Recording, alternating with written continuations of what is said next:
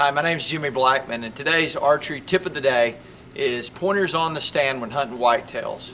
Over the past 5 years alone, I've been blessed to kill over 30 white-tailed deer with traditional equipment. And these are some pointers that, some things I do on the stand that I think might help some of you. Certainly are they by no means rules. There are a lot of folks that I know that are very successful deer hunters that do things a little bit differently than I do on the stand. The idea of this video is to perhaps reach some of those new hunters, folks that are looking for ways that other people do things on the stand. I'll share with you how I set up my stands, where they are, how I like to hunt the thick areas and open areas before the leaves fall, after the leaves fall, kind of how I set up for a shot. And then I'll talk to you about kind of how I remain on the stand, what I do on the stand while I'm up there. So I hope you enjoy this, and I hope it helps you. Best of luck in your deer hunting. Let's talk about arrows first. You know, most everybody shoots carbons today, and the interesting thing to me is they're shooting lightweight carbons, and yet all the discussion revolves around weight and wanting heavy weight for penetration. Nothing wrong. I agree that heavy weight gets good penetration. I like weight, but we've abandoned aluminum for some reason. So you know, I'm shooting these Easton Legacies. These are 2219s at full length. These arrows are great little arrows, and with a 160 grain point on them, I'm getting about a 680 grain arrow. So 680 grain arrow, I'm shooting my Tritech Titan 3 and 54 pounds. With 54 pounds, this 680 grain arrow, I'm getting 167 feet per second. Some folks think that you've got to be up around 190, 200. You don't. I don't own a bow that I hunt with that shoots over 180. So 167, I haven't had any trouble with deer jumping a string or anything. I get great penetration with this. So don't abandon aluminum. These shafts are cheap too. You know, carbons today, a dozen shafts will run you upwards of $100 or just under it. These Easton Legacies I got at Lancaster Archery for $3.96 a piece. So, you know, $4 a shaft, $48 for a dozen arrows. Great arrows. The weight is distributed evenly, so you don't have this extreme forward center of gravity on these arrows if you put a lot of weight up front. But I do hunt. I like about 160 grain point. I have some 200s. I like the Wenzel Woodsman's okay. They're good, but I also have an assortment of Zwickys and Ace and everything else. I like these two blades. They cut really well. I like a pretty wide broad head. I like those Simmons. I don't have any, but I've looked at them. I've seen guys kill deer with them. You want to cut. You want a good blood trail, so you want a good cutting surface. Cut on contact, obviously. Here's an Ace, and this is a broad Zwicky as well. They sharp and easy, and with that much weight behind them, I've had no problem with them driving right through white-tailed deer. You don't have to get tremendous penetration. You know, I hunt with a lot of self bows down around 40, 45 pounds, and then this is the heaviest bow that I've hunted with in several years at 54 pounds. And I've shot through 2 deer, but I've hit 2 that the broadhead went through and the feathers out the other side, about what I get with my self bows. So give aluminum a try, and all these heads are great points. Now this stand, you can see, is among 4 rather large trees. Gives me a little bit of cover. I like a lot more leaves on it, but this is a good place. I stay there.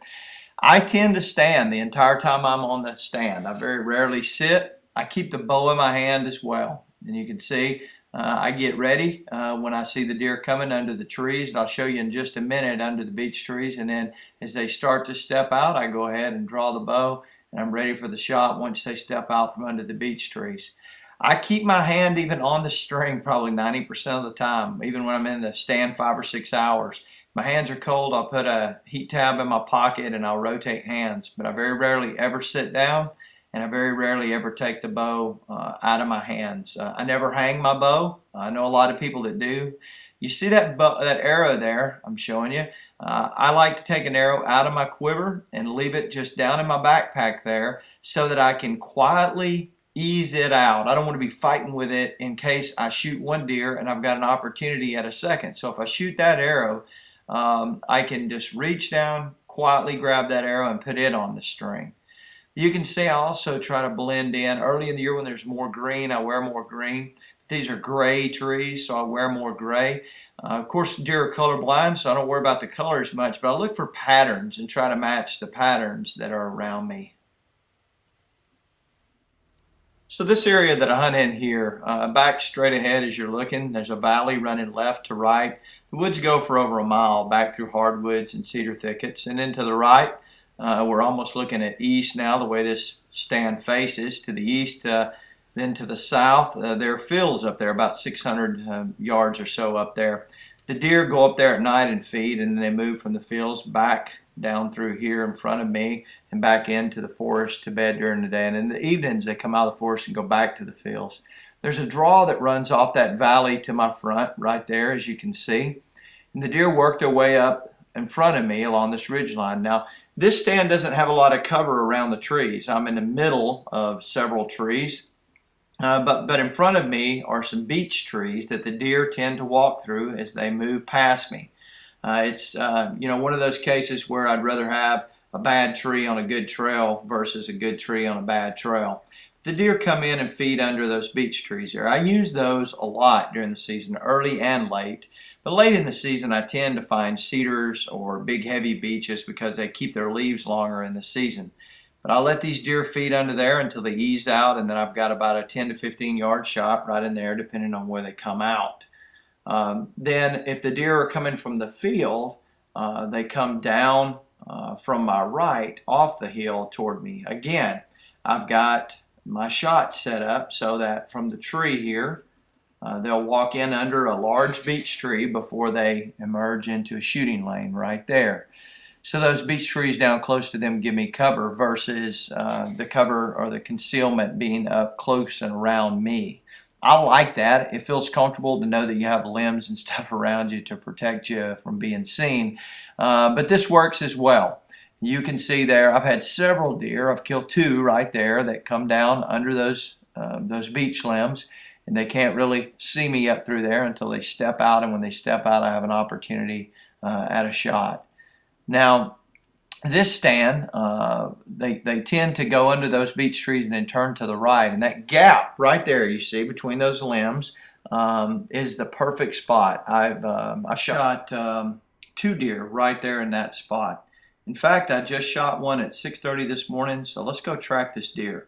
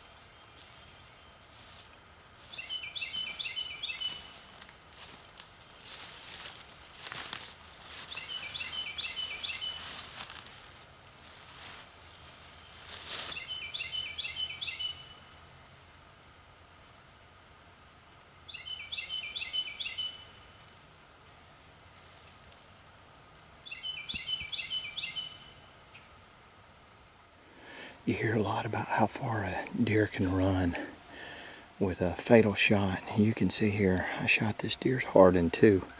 Shot the arrow right through the heart, and it went a good 75, if not 100 yards. So you just never know. Great blood trail, both sides of the deer. As good a shot as you could ask for, but he's still 75 to 100 yard blood trail before he finally expired. I used to always drag my deer out with a drag line, but after about a half a mile drag on one deer this year, my good friend Michael Wyatt offered to loan me his game cart, and this thing is awesome. Makes pulling a deer out of the woods much easier.